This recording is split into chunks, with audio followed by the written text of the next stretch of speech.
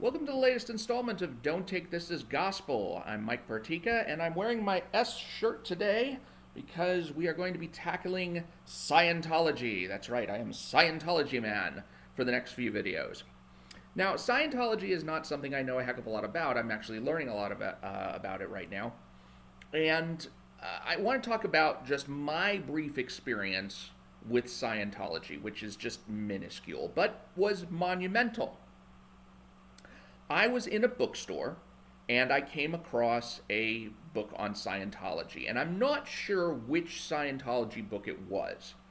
So that's kind of irrelevant. The only thing that I really remember is that I picked it up because I was interested in various, comparative religions at the time.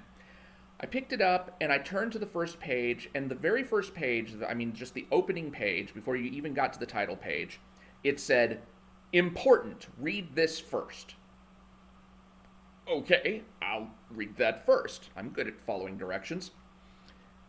And it said something like this. Now, this is something that appears in a few different Scientology books, and I don't know if it was exactly like this, but it was something like this. It said, "Important. The only reason a person gives up a study or becomes confused or unable to learn is because he or she has gone past a word that was not understood. Have you ever had the experience of coming to the end of a page and realizing you didn't know what you read? Well, somewhere earlier on that page, you went past a word that you had no definition for. Here's an example. It was found that when the crepuscle arrived, the children were quieter, and when it was not present, they were much livelier.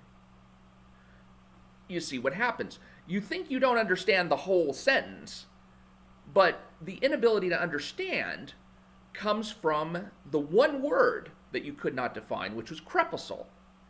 And that word means twilight or darkness. So the line actually reads, "It was found that when the twilight or darkness arrived, the children were quieter, and when it was not present, they were much livelier." Okay, that you understand. So be very, very careful never to go past a word you don't fully understand.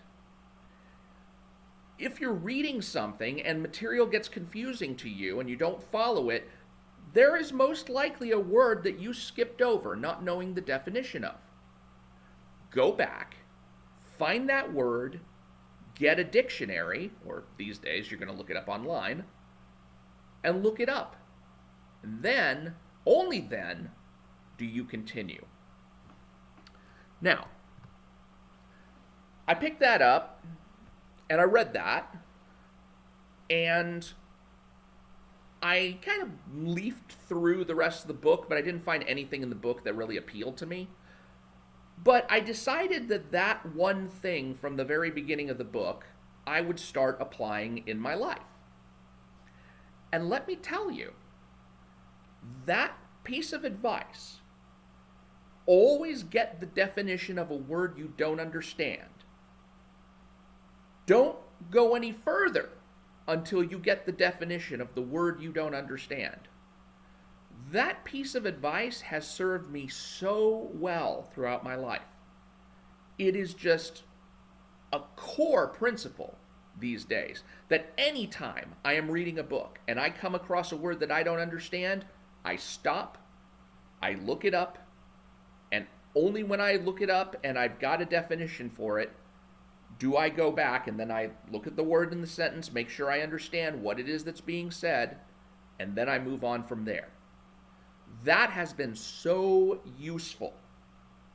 It even helped me in my career because at one point I was working for a company that dealt with shipping software. And these two guys who were already familiar with the business were talking about pallets and how, well, we need to be able to move pallets here. We need to see how many serial numbers are on a pallet. We need to pallet this, pallet this, pallet this. I never really heard the word before. I didn't know what a pallet was. I didn't know what they meant. And so whenever they were talking, it was kind of this like nebulous principle. And so finally, I just had to hold up the ignorant hand and say, "What's a palate?" And they gave me a look like I was pretty ignorant, like, "You don't know what a palate is?"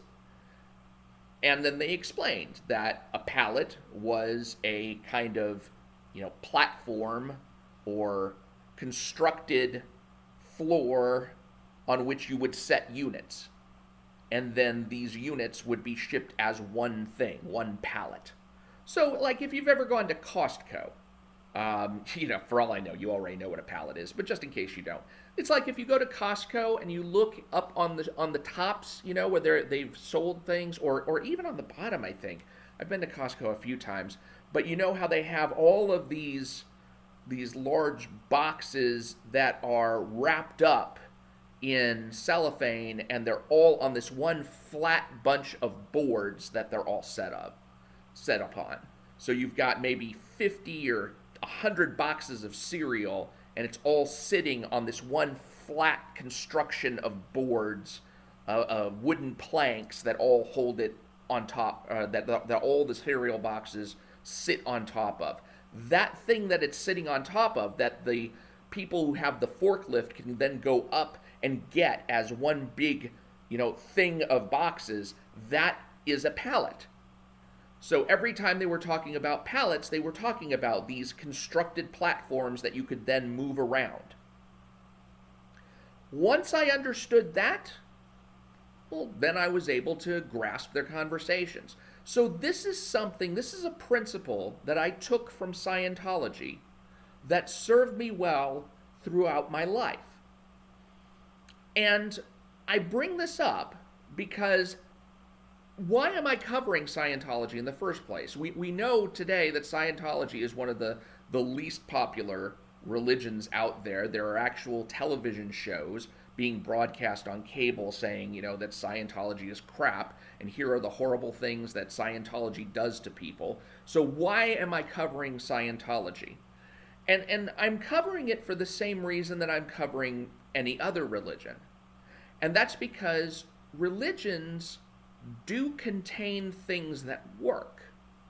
Why is it that people get involved with religion? It's because these religions do something for them. It's because they do something positive, do something beneficial. It improves their lives in some way. And that's why they join, and that's why they stay. Because a religion, in order to be successful the way that Scientology has, the way that Christianity has, the way that Buddhism has, it has to have some truth to offer. It can't be a complete lie. Because if it's a complete lie, then it's not going to work for anybody, and people are going to leave it, and they're going to be like, "Oh, this is just garbage." But so long as it contains some truth, then it can recruit members and it can keep members. A good example of this, there's an actor who, I believe the latest show, I think he's still on the show. I think the show's still running. I don't watch TV anymore, so I'm not certain. But there's a show called Chicago PD, and the lead actor on that show is, or was, I don't know if it's still on the air, is Jason Begay. Jason Begay, great actor, and he is a former Scientologist.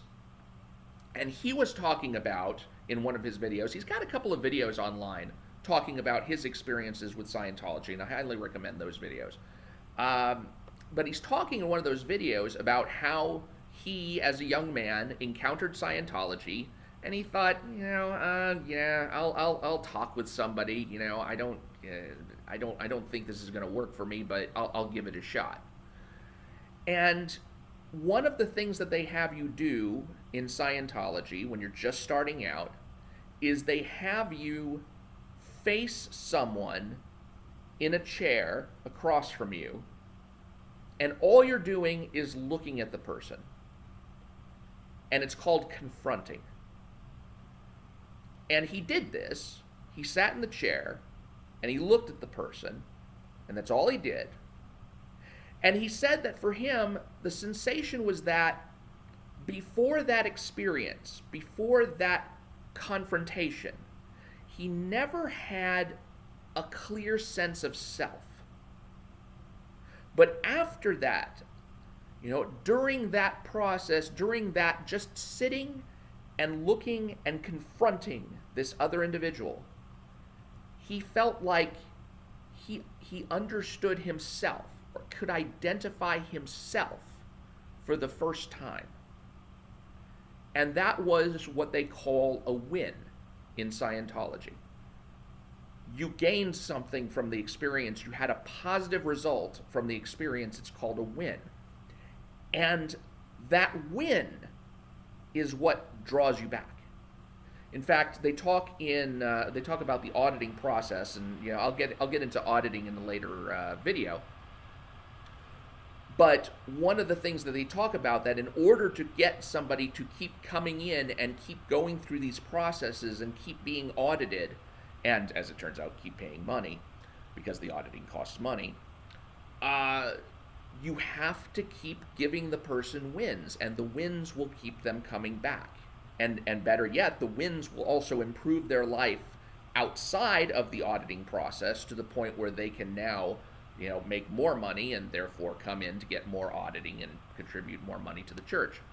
So the point is that religions give you something that keep you coming back for more. If they didn't, you wouldn't come back. And so what I'm going to try and do in these next few videos is I want to explore various aspects of Scientology, just like the example that I gave of my encounter with it and learning this principle of don't go past a word you don't understand, look up that word. Simple truths like that you can pull out of Scientology that aren't even necessarily core to Scientology. There's nothing Scientological about that. That's just good advice. Don't go past a word that you don't understand. You will not understand things further on. There's nothing religious about that, but it's true. And the fact that that truth was linked with Scientology, that Scientology was what communicated that to me, made me very, very curious about it at one point. But I also knew about its kind of cult-like practices and negative things that I'd heard about it, and the fact that it's supposed to be expensive as hell. So I never got involved in it myself. But as I'm going through various Scientology literature, and I'll cover that in some of my later videos, there are true things in it that I think if I can pull them out and show them to you, maybe you can take these things and apply them to your life, see if they work for you like they've worked for me, even though these are things that may have come to me through some other mechanism besides Scientology. Maybe I got the idea from someplace else, but Scientology contains it, and therefore I'm going to bring it out to you from that. That's kind of what I'm trying to do through this whole Don't Take This as Gospel series, is bring out elements of religion that are not just pertinent to the religion, but are true things that you and I can use independent of religion to better our lives and to help us live a happier existence. So please, do subscribe if you haven't already so that you don't miss any of these things that I try and draw forward from Scientology. And I'll catch you in the next videos. I'm Mike Partika. This has been Don't Take This as Gospel. Please subscribe, and I'll catch you later.